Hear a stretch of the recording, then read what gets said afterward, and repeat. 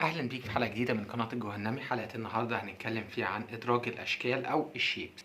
الاكسل اتطور بحيث ان انت بدل ما كنت لو انت بتستخدم اكسل 2003 او مثلا اكسل 2007، الاكسل دلوقتي متطور. انا بستخدم طبعا نسخه 2019، تمام. وفي ناس بتستخدم 365 دي النسخه اللي هي الاحدث. افكرك تقدر تستخدم نسخه 365 من الموقع ببلاش. ممكن ان انت تشوف الفيديو اللي انا وريتك فيه ازاي تستخدم النسخة 360 ببلاش. نرجع مرجوعنا. الاكسل اتطور بحيث ان هو دلوقتي تقدر تدخل الشيبس وتعدل عليها بشكل جميل، وكمان تضيف لها تنسيقات بحيث ان انت تلاقي ايه الدنيا معاك لذيذة في عرض اللي هي التقارير، او لو انت هتحضر اجتماع او ميتنج يعني عمل، تقدر ان انت تستعرض بيها وتضيف لك مظهر جمالي للشيت بتاعك. بدل ما انت مثلا تستخدم الباوربوينت او الحاجات دي كلها، لا، الاكسل بيوفر لك حاجات كتير، وفي نفس الوقت ان انت ايه تقدر تدمجها للتقارير اللي انت بتقدمها فتطلع بشكل منظم وشكل جميل. بعد المقدمة دي ندخل بالانترو.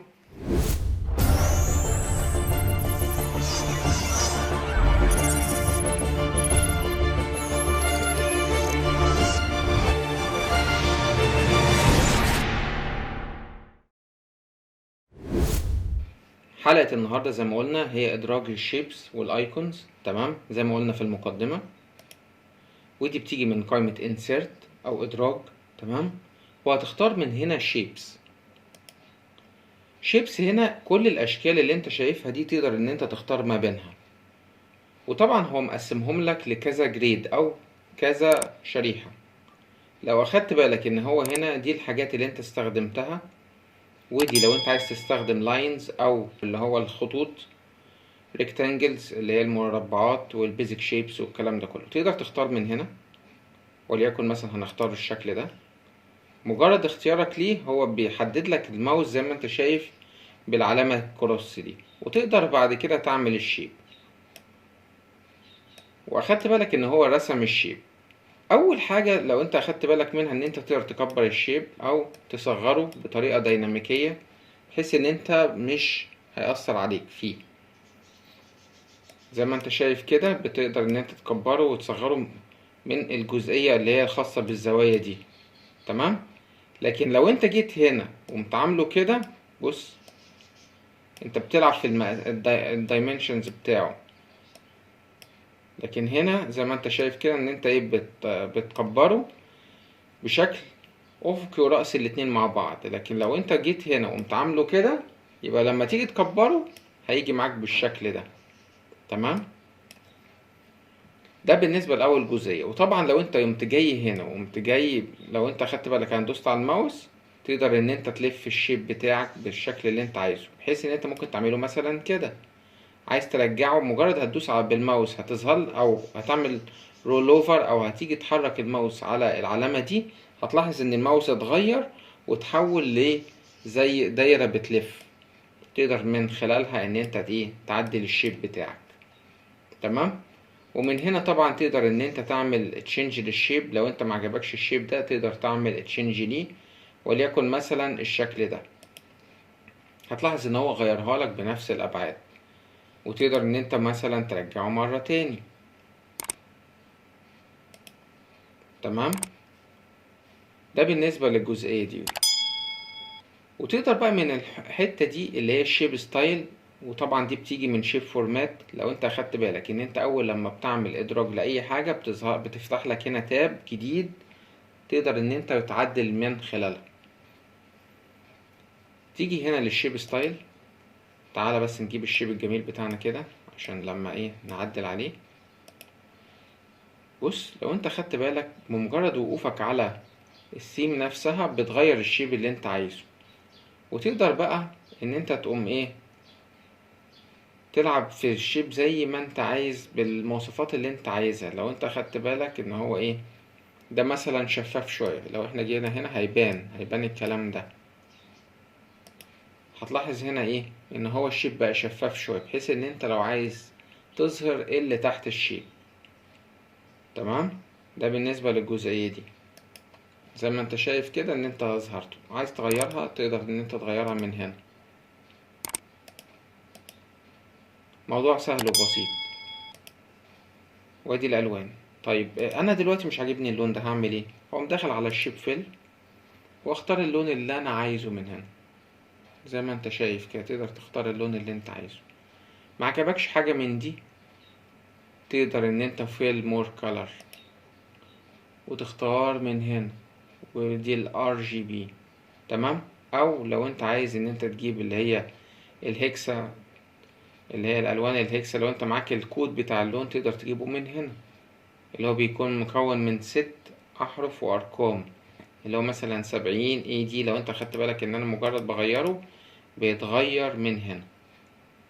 تمام. ده بالنسبة للناس اللي بتتعامل مثلا مع الفوتوشوب وعايز تاخد لون معين هو انت شايف ان اللون ده جميل. او في بعض الناس بتبقى بيكي اوي في اللون، بتقدر ان انت لو انت معاك الكود بتاع اللون تقدر تجيبه من هنا. وطبعا من هنا ترانسبيرنسي تقدر ان انت تقللها او تكبرها. تمام. او تختار من هنا. نرجع تاني، ممكن ان انت تعمله جريدينت. يعني ايه جريدينت؟ يعني تعمله زي كده، زي ما انت شايف كده اللايت او الدارك. بص بيديلك شيبس باشكال جميلة. وتقدر طبعا تغير من مور جريدينت زي ما انت شايف كده جريدينت فيل، وتقدر من هنا تحط الالوان اللي انت عايزها بالدنيا بتاعتك كلها. تمام. نيجي برضو هنا في حاجة اسمها شيب اوتلاين. لو ضغطت عليها ودوست كده هتلاحظ ان هو عمل لك اوتلاين او بوردر للشيب. تمام. من الحتة دي، وتقدر من هنا تتخنه زي ما انت شايف كده، او تعمل بقى اللي هي الاشكال بتاعتك. بص مجرد ان انا بعدي عليها بيعمل لك الشكل بتاعك. وطبعا تقدر تختار النقط، اقصد الداشز، لو انت عايز خطوط متقطعة مثلا. ده بالنسبة للجزئية دي. فانت تقدر تحرك الشيب زي ما انت عايز. وطبعا لو انت عايز تعمله نو اوتلاين تشيل الاوتلاين نفسه بتاعه. وشيب فيل لو انت عايز ان انت نو فيل هيتشال الفيل بتاعه. تمام.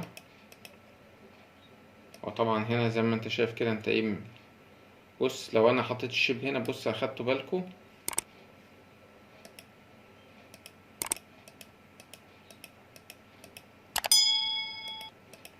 تقدر تجيبه مثلا، تقدر تجيب شيب تاني عشان خاطر ان ده ايه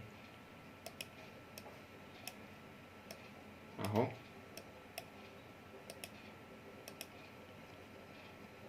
طيب نيجي هنا بقى شيب افكت.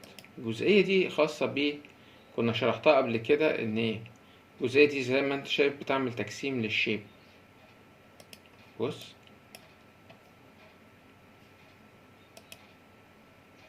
تقدر تعمل له ريفليكشن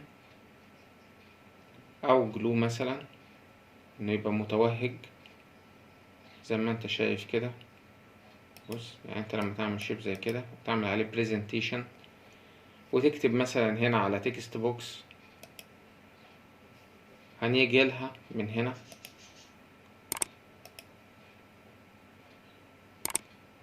وليكن مثلا، واخد بالك انت من الحاجات دي تقدر تعمل اللي انت عايزه. نرجع برضو لموضوع الشيبس. من هنا الوورد ارت،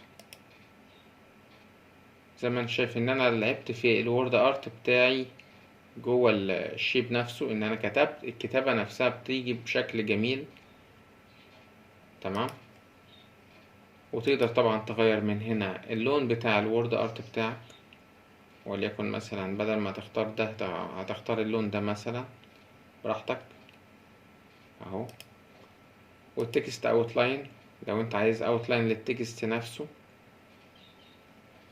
من هنا. والتكست افكت برضو نفس القصة، ان انت ممكن تعمله بيفل مثلا زي كده، بس هو مش باين في الكتابة دي علشان خاطر الكتابة دي زي ما انت شايف كده. احنا ممكن نقوم جايين على قائمة هوم ونقوم مكبرينها كده بالشكل الجميل ده، بحيث ان انت لما تعمل شيب فورمات وتعمل بص لما تيجي تعمله اوتلاين هيبقى جاي بالشكل الجميل ده، وتقدر تعمل له افكت. الافكت بتاعه مثلا وليكن ده. بص الافكت بقى عامل ازاي، الشكل بقى عامل ازاي. تقدر ان انت تستخدمه لو انت بتعمل برزنتيشن زي ما قلت قبل كده. وطبعا بعض اللي هي الادوات اللي هي زي برينج فورورد وسند باك، اللي هي الحاجات اللي احنا شرحناها مسبقا. اللي ما شافش الحلقة اللي فاتت هي هتظهر له في الاي او يرجع يشوفها. انا كنت شرحت ازاي اللي هي تقدر تتحكم في الصور بالشكل ده، وتقدر برضو نفس القصة بالنسبة للشيبس. ونكمل الحلقة الجاية. وزي ما شفنا في حلقة النهاردة ازاي بتدرك شيب، وازاي ان انت تبدأ تخليه من الصفر، من شكل رو او شكل ان هو بسيط، ان هو يوصل لدرجة تبقى متقدمة.